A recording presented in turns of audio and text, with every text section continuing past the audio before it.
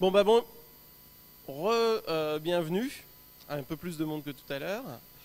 Alors, je vais attaquer cette conférence sur un petit peu d'analyse statique. Pour répondre à une question qu'on m'a posée en amont, oui, je vais parler des bases. Donc l'idée ici, c'était de faire un petit panel introductif sur ce qu'on peut faire. Donc on va parler de théorie un petit peu, parce qu'il y a de la théorie dans l'analyse statique. On va parler de sécurité, parce que c'est un peu la raison pour laquelle on s'y intéresse, de ce qu'on peut faire en pratique, et puis de tout le reste qui va avec, bien évidemment. Alors déjà, c'est quoi l'analyse statique de programme? Parce que ça, c'est peut-être une question, on en entend parler, tout le monde ne sait pas forcément. Donc l'idée, c'est, je veux tester mon code, c'est-à-dire tester des propriétés dans mon code, sans le faire tourner. Donc j'ai un programme, en général on travaille sur du code source, on pourrait imaginer, et ça se fait d'ailleurs, travailler sur soit des langages intermédiaires de compilation, soit sur carrément l'assembleur machine. Bon, en général, nous on va se focaliser là pour la conférence sur du code source, parce que c'est déjà pas mal. Donc l'idée c'est j'ai des propriétés à vérifier, je veux essayer de faire ça de manière statique, c'est-à-dire que je ne veux pas faire tourner mon programme et regarder ce qui se passe, je veux essayer de comprendre indépendamment. Alors, il y a quelques petits soucis quand même, parce que si vous avez un minimum de bagage en informatique théorique, vous devez savoir que savoir ce que fait un programme sans le faire tourner, ça fait partie des problèmes qui rentrent dans la même catégorie que le problème de l'arrêt. Donc c'est indécidable, ou en tout cas semi-décidable pour une partie des cas. Donc ça c'est un premier résultat qui n'est pas forcément très excitant, on pourrait se dire qu'on va s'arrêter là et puis c'est fini. Alors s'il y a une reste de conférence, c'est que heureusement on peut faire mieux. L'idée c'est qu'on va tester des choses plus spécifiques, se placer dans des cas où on échappe au problème d'indécidabilité. Éventuellement on va relâcher le côté strict, c'est-à-dire qu'on ne va pas essayer d'avoir des preuves formelles qui disent oui ou non, mais peut-être oui peut-être ou non peut-être, voire des choses encore plus floues que ça. Mais bon, on va essayer de faire l'approximation donc. Autre point, c'est en général relativement difficile. On peut faire des choses facilement, hein, ça se fait quand même beaucoup. Votre compilateur tous les jours, enfin si vous compilez tous les jours, fait d'analyse statique pour tout un tas d'optimisations, voire même pour des choses basiques dont il a besoin pour générer du code. Donc c'est pas non plus infaisable, ça existe bien. Et puis bon, alors, je reviendrai sur cette histoire de soon incomplete, c'est-à-dire de correct et complet en français. Donc cette idée de est-ce que je peux prouver des choses dont je suis sûr, ou est-ce que je suis sûr de trouver tout ce qui m'intéresse? C'est un peu les deux aspects. Alors, c'est difficile, mais on en a besoin. Pourquoi on en a besoin? Alors, je vous ai dit au début, je ne veux pas faire tourner mon programme. Enfin, si je fais de l'analyse statique, c'est que je ne veux pas faire tourner mon programme. Je veux vérifier des propriétés sans avoir à faire des tests. Alors pourquoi? Parce qu'il y a des cas de figure, on va dire des corner cases un petit peu, qui sont très difficiles à déclencher juste avec des tests. Donc vous avez un programme qui tourne, les inputs potentiels sont quasiment infinis, ou on peut dire que c'est l'infini parce que essayer de tous les faire tourner, c'est pas possible. Donc on ne peut pas se dire je vais arriver et je vais tester tous les cas, je suis sûr d'avoir baladé toutes les possibilités. C'est pas raisonnable. Donc ça c'est le premier point. Il y a des propriétés qui sont complexes à vérifier manuellement. C'est-à-dire que vous avez besoin d'une compréhension qui commence à faire des nœuds dans le cerveau. Donc notamment lorsqu'on va devoir s'intéresser au flot d'une information au sein d'un programme. Donc est-ce que, par exemple, vous allez lire dans un fichier, est-ce que ce qui est lu dans ce fichier, ça va se retrouver dans une sortie particulière du programme? Est-ce qu'on va pouvoir voir l'information transiter? À la main, sur des programmes joués, c'est faisable. Concrètement, sur un vrai projet, c'est juste inimaginable. Et c'est pareil, ça ne peut pas non plus se faire que par du test. Parce que là encore, il y a vraiment des grandes quantités d'informations qui circulent. De temps en temps, on a aussi besoin d'avoir de la vérification formelle. Il y a tout un tas de domaines où on ne peut pas se permettre de ne pas l'avoir. On n'a pas trop envie d'avoir un programme qui segfault lorsqu'il est en train de piloter un avion, ou un train, ou je ne sais quoi d'autre. Et puis même sans aller jusque-là, il y a quand même des risques à prendre, enfin des risques à éviter de manière générale. Alors après, ce que je vous disais tout à l'heure, le compilateur le fait souvent, il y a énormément de boulot de type d'analyse statique qui est fait dans les phases d'optimisation des compilateurs. D'ailleurs, lorsque vous prenez les ouvrages de référence pour vous initier à l'analyse statique, tout ce que vous allez voir principalement, c'est des propriétés qui servent à faire de l'optimisation ou d'autres aspects de la compile en rapport. Donc c'est quand même quelque chose qu'on sait faire depuis des années. Il y a quand même, bon, après on va voir un peu les autres aspects qui traînent. Alors j'ai fait un premier exemple joué, alors c'est vraiment joué, c'était juste histoire de dire, montrer un petit peu 2-3 contextes. Donc l'idée est la suivante, je veux faire une analyse de signes sur des expressions arithmétiques. Donc, je me place dans un contexte très très simple, j'ai vraiment juste des entiers et des opérations de base, j'ai même pas mis la division. Derrière, l'idée c'est que mon analyse, en fait, elle va me répondre avec, je fais de l'approximation, donc elle ne peut pas me répondre c'est positif, c'est négatif. Il va falloir que je travaille avec une logique particulière. Et donc l'idée c'est que je vais sortir une logique qu'on appelle cadre-évalué. Donc ça va me permettre déjà de former un treillis bien fondé avec une borne supérieure et une borne inférieure.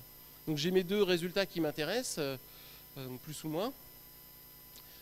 J'ai une borne supérieure qui est obligatoire parce qu'il y a des cas où je ne saurais pas décider du signe, qui est donc les deux, boss. Et enfin, pour que mon treillis soit complet et puis pour pouvoir donner des valeurs à mes variables qui ne sont pas connues dans le code, j'ai une borne inférieure, donc une espèce de bottom que j'ai appelé unknown ici. Voilà, c'est quand on ne connaît pas le signe. Donc j'ai hésité entre vous mettre des jugements de sémantique ou faire un bout de code. Et donc j'ai fait pire, j'ai mis du code camel pour faire ça. L'avantage c'est que quand on fait ce genre de choses, au moins je ne suis pas en train d'être obligé de vous expliquer un AST encodé avec des objets compliqués.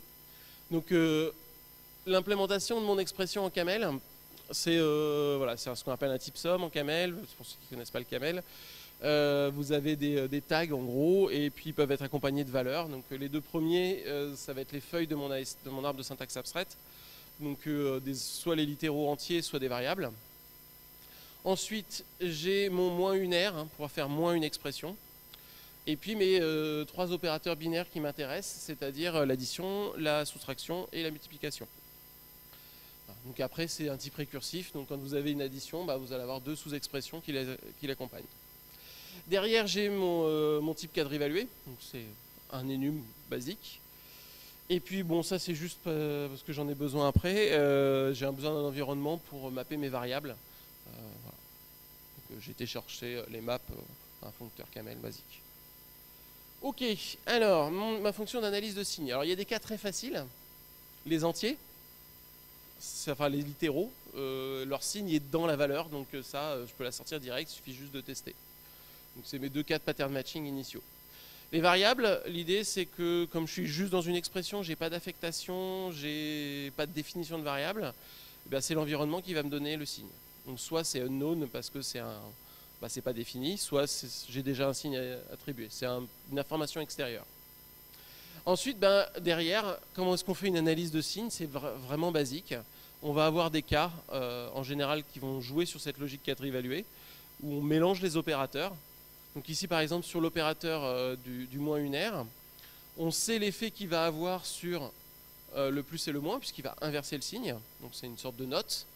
Par contre, ce qui se passe quand vous avez un note sur une logique cadre évaluée, c'est que la seule chose que vous savez, c'est que ça atterrit dans la borne supérieure. Et donc dans tous les autres cas, on finit dans les deux. Donc ça, c'est le mapping entre finalement le moins une R qui est un note sur ma logique cadre évaluée. Derrière, je vais faire rapidement les autres opérations. Lorsque j'ai une addition, l'addition, vous vous souvenez sûrement en primaire, comment est-ce que je fais pour retrouver le signe, si j'ai l'addition entre deux positifs, c'est positif, entre deux négatifs, c'est négatif. Tous les autres cas, c'est pas décidable directement sans analyser les valeurs. Donc du coup, on est obligé de rester sur boss. Voilà. Donc, derrière, la soustraction doit ressembler assez. Il y a juste un cas un peu particulier, effectivement, quand vous faites moins quelque chose, bah, ça devient un signe positif. Mais sinon, ça reste toujours une opération. Donc là, ici, le mapping sur un opérateur logique est peut-être un peu moins immédiat. Et enfin, la multiplication avec ces cas où lorsque vous avez qui ressemble à une forme de et, puisque lorsque vous avez deux éléments identiques, vous avez, enfin plutôt un ou un not XOR, on va dire. Vous allez avoir, quand les deux sont égaux, vous aurez plus systématiquement. Lorsque vous aurez les deux différents, vous aurez moins systématiquement. Et puis pour tous les autres cas, comme d'habitude, dès qu'il y a un boss, un unknown, vous êtes obligé d'atterrir sur la borne supérieure. Donc voilà, c'était un petit exemple joué, juste pour vous montrer qu'on peut faire ça facilement. Alors, l'analyse de signes, c'est pas super intéressant. Sauf que ça fait aussi partie des exemples classiques. Hein, la plupart des présentations d'interprétation abstraite de Couzeau commencent par ça. Et c'est pas le seul. Oui, il a besoin de beaucoup plus de transparent. En général, toujours 200 transparents pour 30 minutes. Donc voilà, alors c'est tellement simple que ça, je mets ça dans des examens machines, hein, les SP, je sais pas si tous l'ont vu, mais régulièrement j'en ai cet exercice, c'est dans un examen machine. Hein. Voilà. Et la correction est en ligne, donc je risque rien. C'est pas pour autant qu'il y a de meilleurs résultats. Pardon. Alors, sound incomplete, correct et complet. Donc la question, en général, quand on teste des propriétés, ça fait partie des choses qui nous intéressent. Est-ce que je suis ou correct ou complet ou les deux? Les deux, c'est le nirvana. Hein. En général, on n'a que l'un, voire aucun des deux. Donc qu'est-ce que ça veut dire? Donc déjà, l'idée, c'est que mon analyse, elle vérifie une propriété.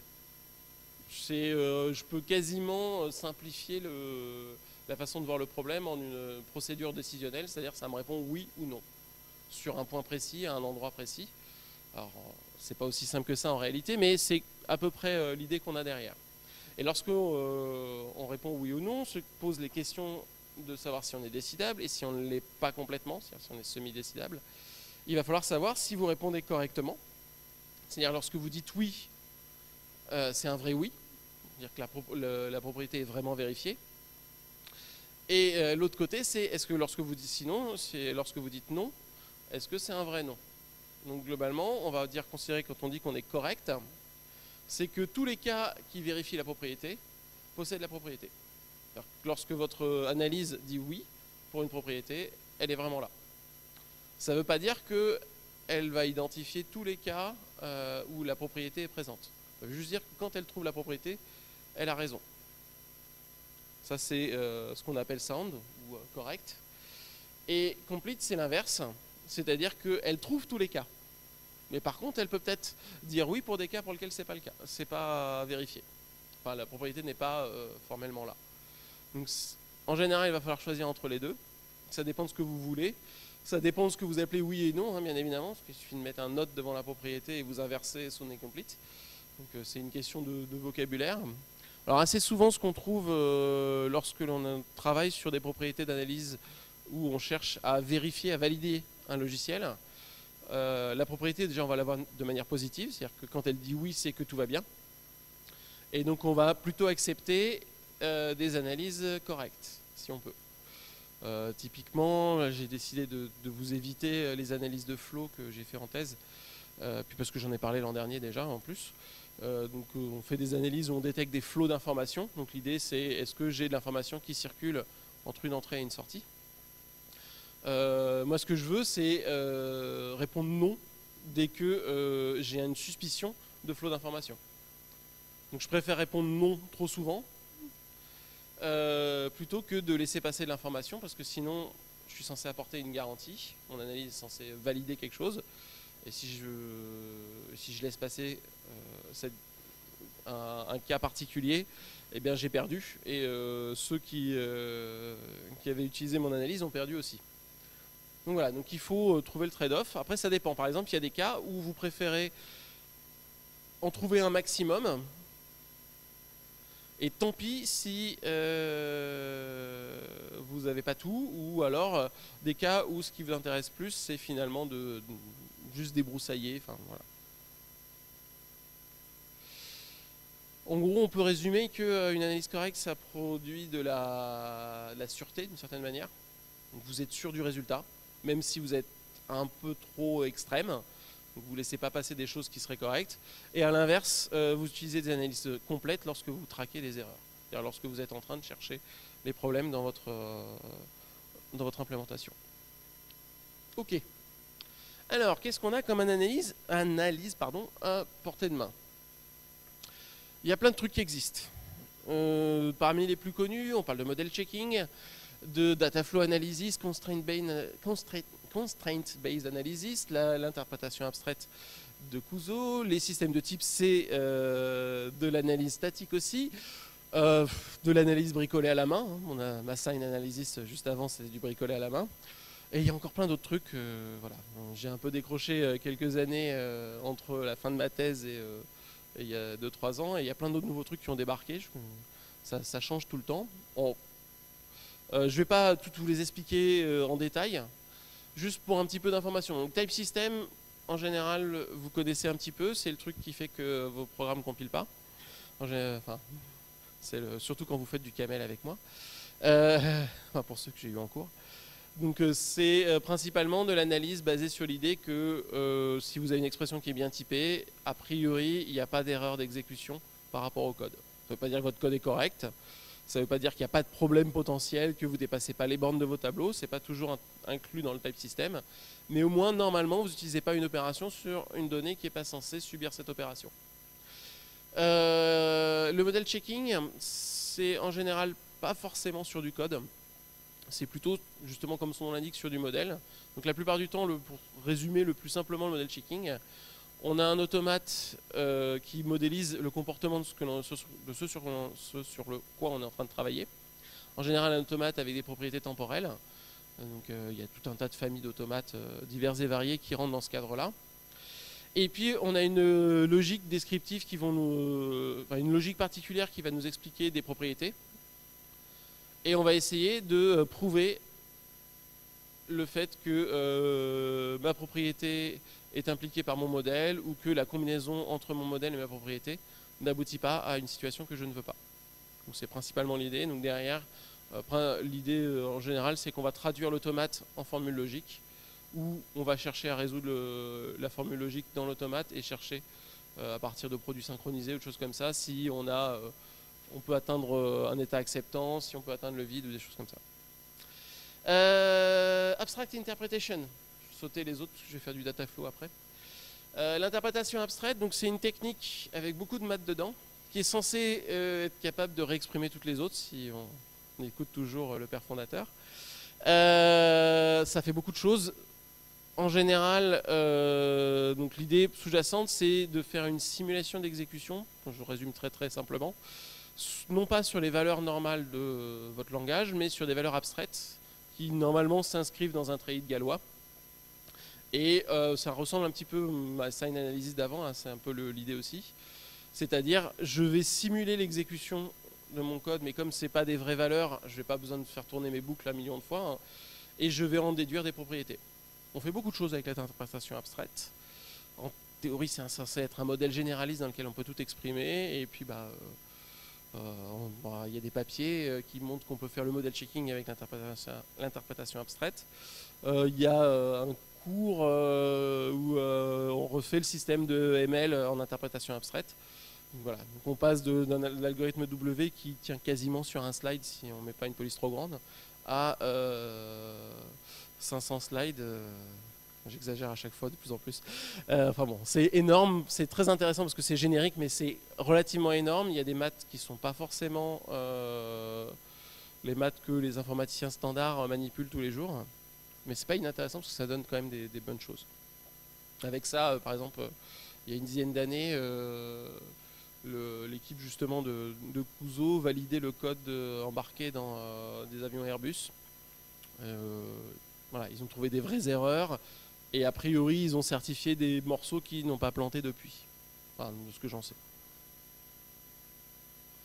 Bon, de temps en temps, on trouve beaucoup de choses qui se font à la main. Hein.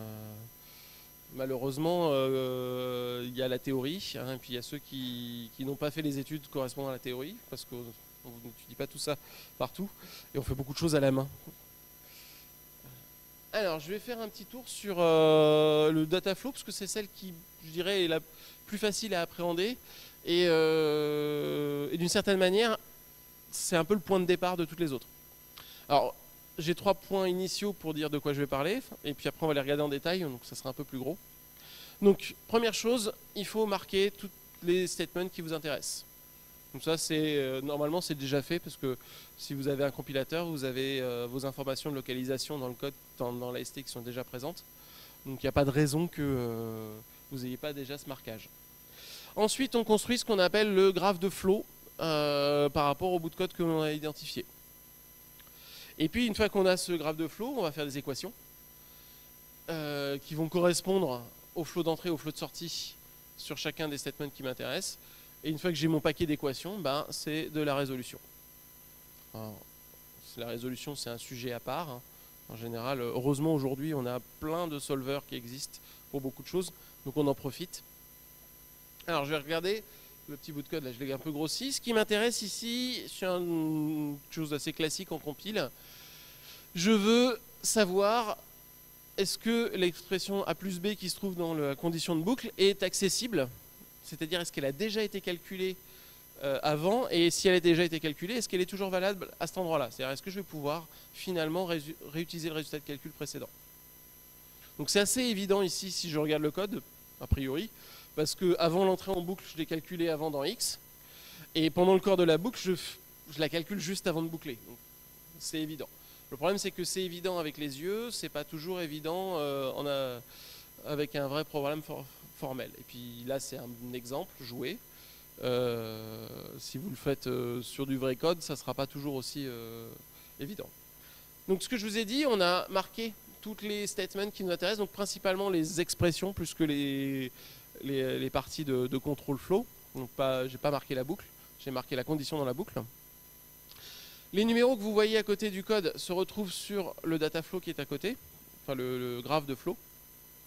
Donc principalement, hein, on a la première instruction dont le flow d'exécution se transmet à la deuxième, qui arrive sur la condition de la boucle. Ici, au niveau de la condition de la boucle, il y a deux possibilités. Soit la condition est fausse et on sort, donc comme il n'y a pas d'autre code, il n'y a rien au bout de la flèche. Soit on rentre dans le corps de la boucle, on passe les deux instructions à l'intérieur et on revient à la condition. Donc c'est assez évident comme graphe de flow. Ça, c'est en général assez facile à construire. Il n'y a pas vraiment d'ambiguïté. Donc maintenant, la question, c'est comment est-ce que je fais pour trouver une forme qui me permette de déduire que A plus B est disponible à cet endroit-là.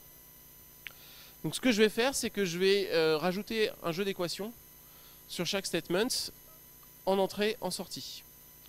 Donc en entrée du statement, je vais avoir ce qui est vrai, et en sortie, je vais avoir ce que je génère. Et de ça, je vais aussi rajouter derrière, donc je vais prendre le tableau, ça sera encore mieux. Je vais revenir sur le code 30 secondes. Je vais aussi essayer d'avoir ce que mon statement affecte, c'est-à-dire ce qu'il tue. C'est-à-dire que si je modifie une variable, eh bien les expressions qui utilisaient cette variable ne seront plus disponibles. Et à l'inverse, par contre, s'il y a une expression qui est calculée, cette expression devient disponible. Donc ici, je me suis résumé surtout aux équations en sortie des expressions. Donc, et je me suis pas intéressé à X et Y. Donc c'est pour ça qu'il n'y a pas de X n'est pas tué dans. De toute façon, il n'y a pas d'expression qui utilise X ou Y dans le code, donc il n'y a pas d'expression tuée dans le 1 qui est une affectation. Hop là, je reviens ici. Donc principalement, ce qui va se passer ici, c'est que la première instruction génère le code, enfin évalue A plus B. Donc ça veut dire qu'elle est génératrice d'un résultat pour A plus B. La deuxième, elle calcule A fois B, donc elle est génératrice d'un résultat pour A fois B. La 3, c'est la condition dans la boucle. Elle calcule A plus B en théorie, donc elle est aussi génératrice de A plus B. La 4, elle modifie A. Donc à partir du moment où je passe ici, tout ce qui utilise A est invalidé. Donc tous les résultats précédents, je peux les jeter. Ils sont plus valides et il faudra repasser sur les statements pour les calculer. Et enfin, la 5, elle recalcule A plus B, puisqu'elle restocke dans X A plus B. Donc ça, c'est mes équations génératrices qui m'envoient des ensembles d'expressions. Donc les génératrices, il y a celles qui tuent et celles qui génèrent. Et avec ça, en combinant ces expressions et le graphe de flow qui va me connecter finalement l'entrée et la sortie de mes statements à ces équations, je vais pouvoir, en faisant un peu de résolution, arriver à ce résultat final là, qui m'indique que en entrée notamment de ce qui m'intéressait, c'est-à-dire la condition de boucle, A plus B est disponible. Donc il a déjà été calculé et son résultat est toujours valide. Donc j'ai sauté les équations. Bon, après celles-ci elles sont pas très compliquées. Si vous prenez le bouquin d'analyse statique de Springer-Verlag, Johnson et Johnson, si je dis pas de bêtises, c'est un trou, bon, il faut le lire, hein, il est très bien pour l'analyse statique, il faut aussi se taper les maths qui sont dedans. Mais c'est le principal problème, parce que je vois la tête de Marc qui me fait bouf, c'est leur syntaxe, et, bon, qui est assez obscur. Mais bon, si la résolution de ces équations-là se font très très rapidement, elles ne sont pas très compliquées pour cet exemple. Voilà, donc ça c'est ce qui se passe dans votre compilateur probablement très très très régulièrement. Hein. En tout cas on va espérer, parce que ça vaut le coup quand même de se dire que si j'ai 25 fois la même expression, je suis capable de ne la calculer qu'une fois et de réutiliser. Alors vous allez me dire quel est le rapport avec la sécurité. Alors ça, cet exemple-là en particulier, non. Mais maintenant, à partir du moment où je suis capable de dire j'ai déjà calculé quelque chose, donc je vais pouvoir le connecter à sa définition, à son utilisation, je commence à avoir des choses. Je vais pouvoir peut-être m'intéresser, on va le voir après, sur les problèmes de taille. Ça va me permettre éventuellement de résoudre d'autres problèmes. Et puis après, il y a d'autres analyses du même type. Typiquement, si on prend toujours cette série de Dataflow, les autres analyses qu'on peut faire, c'est relier une utilisation d'une variable au calcul qu'il a défini, c'est-à-dire à la dernière affectation qu'il a modifiée. On peut relier une variable à savoir si après une affectation, combien de fois elle va être utilisée, est-ce qu'elle va être ce qu'on appelle very busy, c'est-à-dire très utilisée avant la prochaine affectation. On va pouvoir tester la vivacité. Et à partir du moment où on commence à être capable de relier des variables à leur définition, on va être capable de traquer, par exemple, des tailles ou des contrôles de taille qui vont nous permettre, par exemple, de détecter des buffer overflow, typiquement. Alors, pour de vrai, parce que là, vous avez remarqué, c'est pas du C que j'analysais. C'était gentil, hein, tout ce que j'ai fait jusque-là. Il n'y avait pas de fonction, il n'y avait pas de pointeur, tout ça. En général, quand on regarde un petit peu, j'ai fait pas mal d'analyses statiques dans le monde des bisounours, c'est-à-dire dans la programmation fonctionnelle. C'est super sympa, on a des belles propriétés, on a des sémantiques formelles bien fondées sur lesquelles on peut faire plein de maths. Ça, on l'a pas en C, hein, sérieusement. Donc voilà, donc en général, on a besoin de, en tout cas pour utiliser les outils les plus formels et pour avoir les meilleures réponses, on a besoin de belles propriétés mathématiques et malheureusement pour nous on les a pas régulièrement, donc on n'a pas tout ça en C. Alors j'ai fait un petit peu, je sens que le fuzzy va faire hurler Marc. Simplement le C, qu'est-ce qui se passe? Il n'y a pas de sémantique formelle au sens mathématique du terme. Il y a un énorme document qui spécifie le comportement du langage. Il est compliqué, il traite tout un tas de cas particuliers. Il y a plein d'endroits où il laisse énormément de liberté pour que le compilateur puisse faire des optimisations. Mais du coup, il y a des fois le comportement, si on veut faire de l'analyse statique, on est un petit peu obligé de se poser des questions sur est-ce que ça va vraiment se comporter comme ça ou pas. Il y a des points qui sont quand même assez ardus à interpréter, donc de temps en temps on est ramené à regarder ce que fait le compilateur en espérant qu'il l'interprète correctement. Et puis il reste encore, même si normalement si vous avez un parseur correct, il reste encore dans la syntaxe du C des choses qui sont un peu ambiguës. Et étant donné qu'on travaille au niveau syntaxique et pas au niveau, enfin on est au niveau syntaxique en amont, ça peut avoir des impacts. Notamment le problème principal que ça pose, c'est que vous ne débarquez pas, si vous voulez faire de l'analyse statique, la première chose que vous allez devoir faire, c'est écrire le parseur. Et écrire un parseur de C, bah, c'est quand même un sacré boulot. Et il y a toujours des cas particuliers qui traînent. Alors heureusement, il commence à y avoir des outils qui vous permettent de vous brancher. dessus et d'éviter de le réécrire. Mais bon, ça peut avoir un impact. Alors, est-ce qu'on est foutu? Alors, je vois Marc qui dit oui. Oui et non. Déjà, première chose, on peut relâcher des propriétés. On peut être moins extrême, hein, c'est-à-dire que ne pas chercher à prouver systématiquement de manière bien propre. On n'est pas les gens d'Haskell ou des choses comme ça qui veulent des vraies propriétés fermes. On va essayer de se dire, bah, si ça m'aide, c'est déjà bien. Donc je peux accepter des propriétés qui sont ni complètes ni correctes, mais qui au moins répondent de manière intéressante de temps en temps. Ça peut être aussi un outil pour se guider pour l'analyse manuelle. C'est-à-dire que si je peux déjà repérer des endroits où il y a des problèmes à l'avance, ça va peut-être orienter des tests ou des choses comme ça. Et puis, il peut toujours aussi m'intéresser à des choses très spécifiques qui vont être testables. Donc, les compilateurs marchent a priori, donc il y a sûrement des choses que je peux tester. Alors, je me suis intéressé à un truc spécifique qui n'est pas si basique que ça, les buffers overflow. Hop, alors, j'ai pris un exemple de code basique avec un buffer overflow assez évident. J'espère que vous le voyez tous. Donc ici, là, ma fonction ugly, elle copie une chaîne de caractères qu'on lui donne dans un buffer statique de taille 8. C'est un code qui fait strictement rien. Hein. S'il n'y avait pas le buffer overflow, il serait encore moins intéressant. C'est vraiment... D'ailleurs, il y a des chances même qu'il y ait des choses qui sautent vu que je ne lis pas dans mon buffer après sa copie. Mais bon. En n'activant aucune optime, il se passe quand même quelque chose. Donc on arrive à le faire segfaulter, puis sûrement on arrive à l'exploiter. Donc ici, le problème, c'est que la chaîne que je copie dans mon buffer, c'est argv1. Donc un truc qui vient de l'extérieur. Et donc simplement, vous prenez ce bout de code-là, vous le compilez en -0, pour être sûr que le code gicle pas. Vous avez resté appuyé sur A pendant suffisamment longtemps, il en faut pas beaucoup, hein. Mais bon, voilà, vous restez un peu appuyé sur A, vous appuyez sur Entrée et vous avez un joli segmentation fault. Si vous essayez de le faire dans GDB une fois qu'il a reçu le SIG-SEGV et que vous essayez de faire un backtrace sur la stack, vous allez juste avoir des points d'interrogation. Donc vous savez que vous avez gagné, vous avez un buffer overflow classique. Donc la question c'est, est-ce que je peux détecter ça? Au moins celui-là déjà, ça serait génial. Et puis ce genre de code de manière générale. Alors j'ai envie de dire que strcpy, je ferais mieux de le grepper. C'est des usages légitimes propres de strcpy, il y en a probablement moins que des usages valides. Mais bon.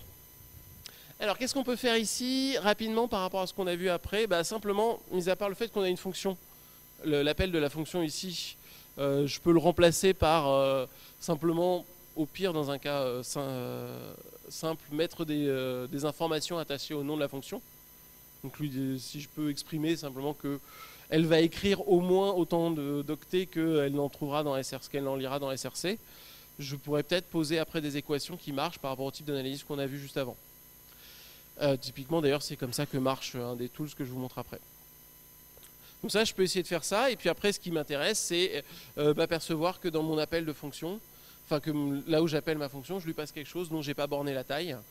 Donc notamment je connais pas du tout la taille et donc à l'entrée dans ma fonction ugly on va voir qu'on ne respecte pas de contrainte de taille. Alors c'est intéressant de détecter les buffers overflow parce qu'il y a plein de choses. Petit slide corporate. Donc voilà, simplement on écrit en dehors des buffers. C'est l'une des erreurs les plus répandues qu'on puisse trouver.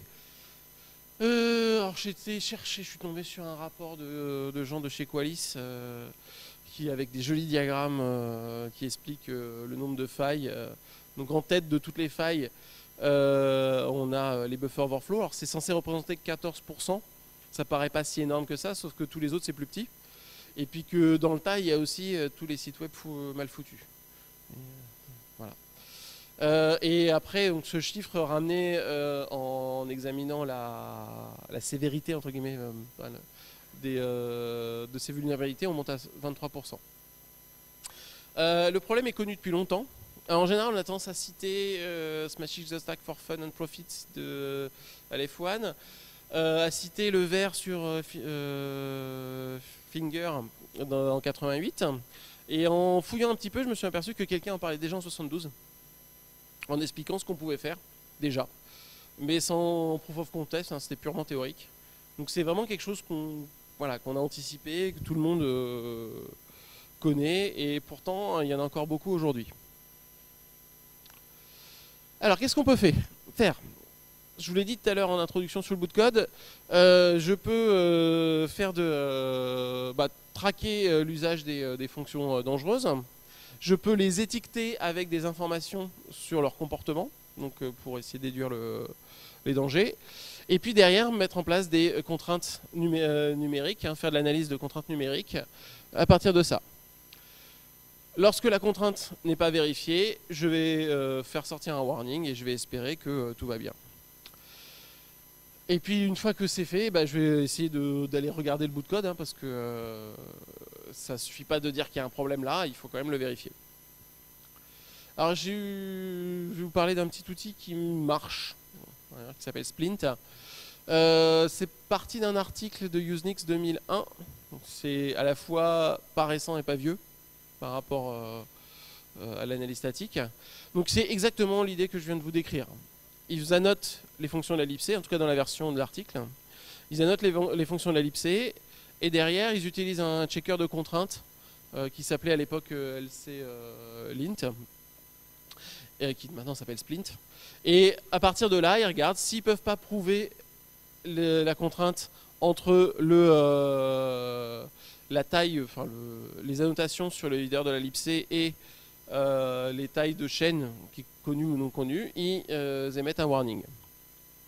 Donc on va tester, hein. J'ai pris mon bout de code de tout à l'heure et je l'ai passé dans lclint. Enfin dans Splint maintenant, ça s'appelle Splint. Donc il m'a répondu effectivement qu'il y avait un warning. Alors je vous ai pas évité une partie de sa réponse parce qu'en réalité la réponse pour ce bout de code elle est aussi grande que le bout de code. Alors il y a une des raisons, c'est qu'il explique complètement de manière détaillée l'origine du warning. C'est un petit peu violent, mais bon. Par contre, il a fait des warnings sur d'autres trucs. Notamment, il m'a dit que j'étais pas sûr que la lecture de SRC soit fiable. Donc l'écriture dans Buff pouvait provoquer un dépassement de capacité, mais la lecture aussi, d'après lui. Mais il a pas complètement. Enfin, là, en l'occurrence, il a tort parce que ArcV1, la chaîne est bien formée. Mais c'est vrai qu'effectivement, je passe un pointeur, je vérifie pas. En tout cas, ce qui est bien, c'est que c'est détecté. Ça, c'est cool. Heureusement d'ailleurs, hein. Tout à l'heure, je vous parlerai de Clang Analyzer. Clang Analyzer, out of the box, il détecte rien du tout. En tout cas, pas celui-là. Alors, j'ai décidé maintenant de me dire, dans l'article, ils disent on annote la libc. Qu'est-ce que je fais? J'écris un strcpy à la main. Bon, j'en ai fait un bateau. Je ne l'ai pas forcément fait bien propre, histoire d'être sûr que ce qui détecte bien la boucle correctement, tout ça. J'aurais pu même faire pire, hein, éventuellement. Donc voilà, donc c'est un strcpy qui marche. Et la question ici, c'est que j'ai exactement le même problème qu'avant. Sauf que c'est pas un header de la libc. Et donc moi, première chose que je me dis, c'est ok, il détecte l'utilisation de strcpy, mais ça je sais le faire, je grep et je sais qu'il y a une chance que ça arrive. Maintenant ça c'est plus dur à faire. Parce que moi je l'ai appelé mystrcpy, je suis gentil, mais vous imaginez que les gens qui sont capables de recoder les fonctions de la libc, ils sont capables de leur trouver des noms horribles. Et donc faire de l'analyse sur ce genre de code, c'est en général assez compliqué. Oui, effectivement. En plus, elle est fausse. Voilà. Bon, c'est pas ce qui m'intéressait, en l'occurrence. Ce qui m'intéressait vraiment, c'était de voir s'il allait voir le buffer overflow. Et donc, bonne surprise. Ça a marché. Heureusement. Donc, en changeant le nom de la fonction aussi. J'ai même pasté la boucle directement au-dessus. C'est bon. Il voit, il me fait exactement le même warning qu'avant. Ça c'était plutôt bien. Donc là déjà c'est mieux parce que ça veut dire qu'on va commencer à pouvoir détecter des mauvaises utilisations. Ensuite, alors j'ai essayé ce bout de code là, il est toujours aussi inutile. C'est juste pour voir ce qui se passe si j'essaie de lui faire croire que les tailles sont bonnes. Donc qu'est-ce que j'ai fait? C'est vraiment inutile comme code. J'ai d'abord copié la chaîne dans un buffer alloué avec un strncpy. Donc là j'ai la taille. Donc je suis content. Et puis après, je fais un strcpy. Mais est-ce que vous voyez le problème de celle-là? Marc, oui. Ah, personne d'autre. Ah oui, j'ai pas vérifié mon malloc, oui. D'ailleurs, il me le dit aussi, Splint, que je vérifie pas mon malloc.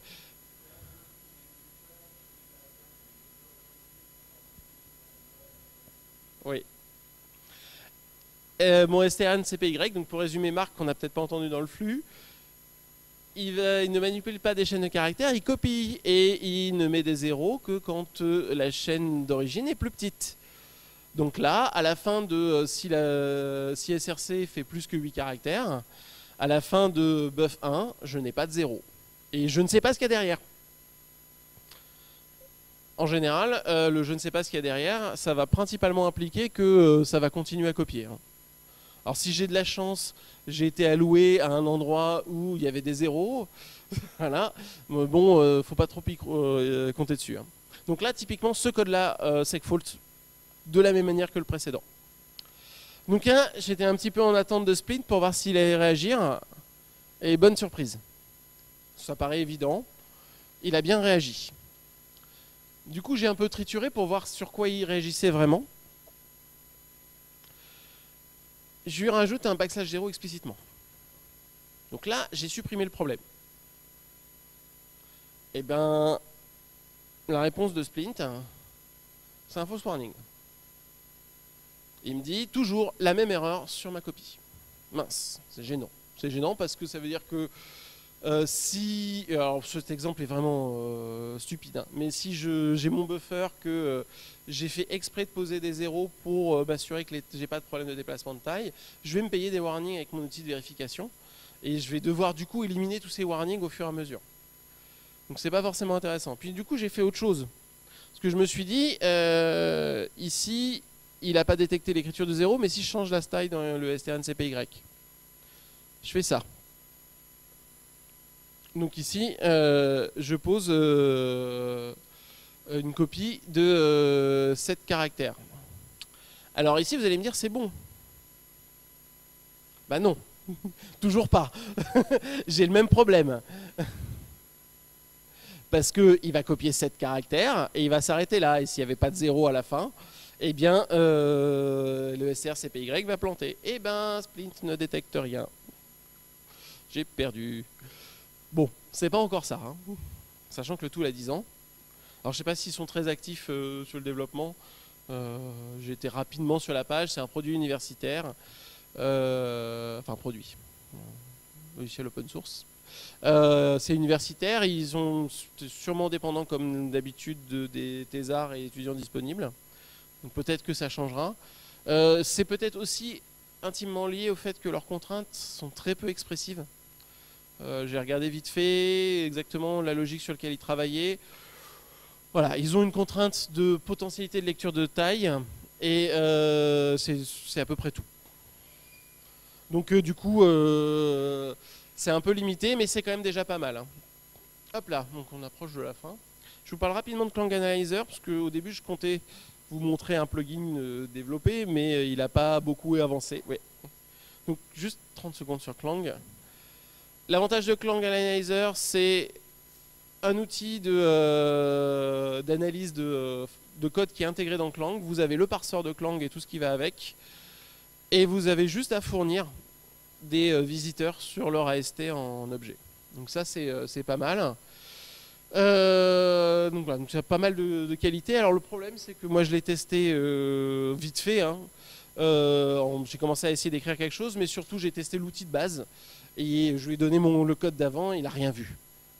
J'ai après été regarder la liste des plugins. Il y a quand même quelques trucs qui sont censés vérifier l'utilisation de strcpy, mais ça n'a pas tiqué dessus. Donc voilà, c'est un petit peu bizarre. Derrière, je me suis aussi beaucoup battu avec les options. C'est-à-dire que voilà, il y a des options qui font pas ce qu'elles sont censées faire, des options qui sont censées produire des choses qui les produisent pas, d'autres les fichiers sont tous dans un répertoire que vous avez donné, sauf quelques-uns. Donc c'est pas encore complètement fini, a priori, sachant que c'est une extraction d'un truc qui était fait pour Xcode, hein, parce que ça vient de chez Apple. Donc c'est peut-être aussi parce que ça marche peut-être bien dans Xcode, je sais pas, j'ai pas Xcode pour tester. Mais l'extraction pour l'utiliser en ligne de commande n'est pas encore finie. J'en sais rien, mais c'est quand même très intéressant. Bon, juste pour terminer et conclure un petit peu, là ce qu'on a vu c'était de la détection d'erreurs. C'est pas de la détection de vulnérabilité. Hein, les erreurs, c'est des erreurs de code. C'est là en plus je détecte des erreurs potentielles. C'est pas pour autant que ce soit des vulnérabilités. C'est pas pour autant qu'elles soient exploitables. Maintenant, moi, je suis plutôt du côté de la programmation d'habitude. Et moi, pour moi, détecter les erreurs, c'est important. C'est pour le développeur, en tout cas, c'est plus primordial que de savoir s'il y a des vraies failles. S'il n'y a pas d'erreur, a priori, il y aura beaucoup moins de chances qu'il y ait des failles. En tout cas, si on a éliminé la plupart des erreurs. On a vu dans le temps hein, qu'il y a des trucs qu'on pensait ne pas être exploitables qui finalement le sont. Donc faut pas se dire que non c'est pas exploitable donc c'est pas un problème. Et moi ce que je pense c'est que ces outils d'analyse statique, typiquement Splint, c'est trop verbeux pour être utilisé sur une sortie, enfin sur un programme déjà réalisé pour chercher des failles dedans. Par contre, c'est tout à fait pertinent pendant que vous êtes en train de développer. Un petit peu en même temps que vous complétez votre compilateur pour avoir des warnings en plus. Au moins, il va peut-être vous avertir de problèmes avant que le code soit plus gros et que ça vous pose des problèmes. Ok, je vais m'arrêter là. Le dernier slide ne servira à rien. Est-ce que vous avez des questions ?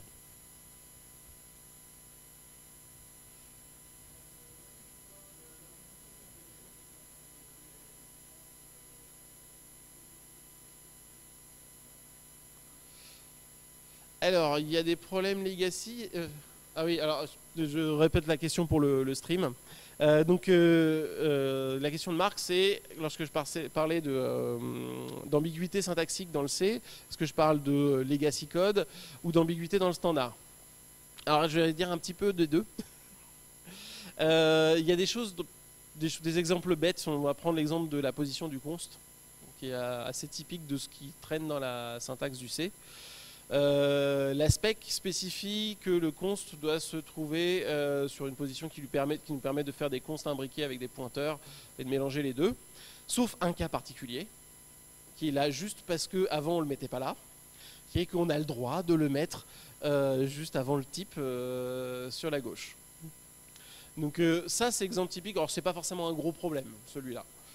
C'est juste que ça implique que la ST qu'on construit, il est obligé de différencier les deux cas. Éventuellement, on va être obligé de remerger les branches sur une syntaxe unifiée derrière dans l'arbre de syntaxe, et c'est du boulot en plus. Et il y a ça, derrière il y a des endroits, utilisation des pointeurs sur fonction, il y a plusieurs syntaxes qui sont maintenant dans le standard, l'ancienne avec les parenthèses et l'étoile, et celle où on ne met plus les parenthèses et l'étoile. Alors c'est mieux, moi je préfère cette syntaxe là et c'est moins ambigu. C'est pas ambigu. C'est juste qu'on a plus de syntaxe. Après, c'est... alors, il y a des ambiguïtés au sens LALR et...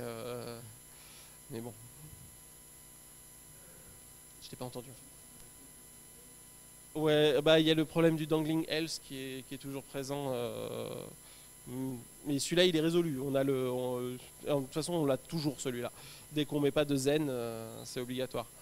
Donc c'est pas vraiment des ambiguïtés au sens où c'est spécifié, c'est juste qu'on se retrouve avec des arbres de syntaxe abstraites dont on a des équivalences syntaxiques entre des parsings différents. Donc c'est un truc de plus qui nous dérange et qu'il faut résoudre. Voilà, c'est plus ça que j'entendais. Et après il y a l'idée que quand on écrit un parseur C, on est quand même obligé de lister les types, de détecter les typedef parce qu'il n'y a pas de différence syntaxique entre un identifiant et un type, quoi. Mais bon. D'autres questions? Non? Si?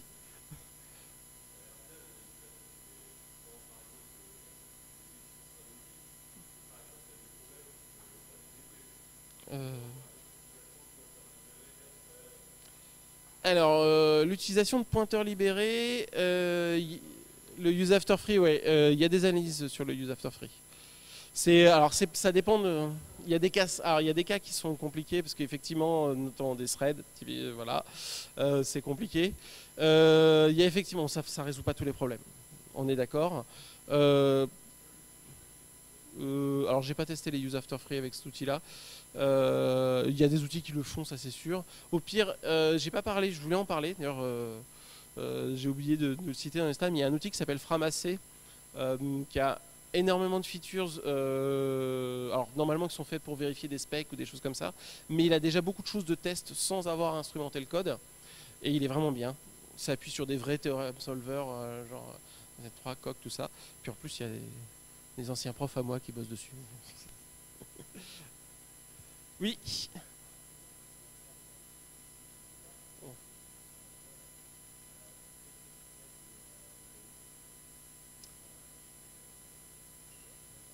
Alors, je répète la question. Effectivement, si on essaie d'être en train de faire de l'analyse statique sur du malware pour essayer de déduire des comportements, qu'est-ce qu'on fait avec des payloads chiffrés? Donc, bah, pas grand-chose. Typiquement, une des solutions, ça serait d'essayer de faire voilà, une exécution symbolique ou au moins faire un run pour choper le truc déchiffré et après faire l'analyse avec ça. Tu peux rien faire. Enfin, ton analyseur, il n'exécute pas le programme, donc il va pas déchiffrer le code à l'analyse.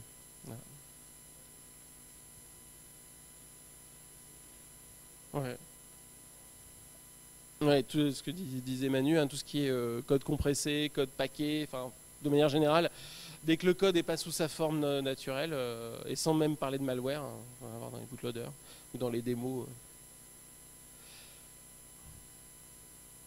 Oui, et tu peux pas tout faire. Et l'idée, c'est qu'effectivement, là, tu es en train de parler d'un truc où on veut l'exécution puisqu'on veut le résultat de l'exécution. Alors qu'à l'analyse statique, on n'est pas intéressé par le résultat, on est intéressé par des propriétés pendant l'exécution. Ah, bon. Ouais. Après, c'est la capture pendant le. D'autres questions? Non, c'est bon? Bon, on va faire une petite pause, si je dis pas de bêtises, puis on reprend dans combien de temps?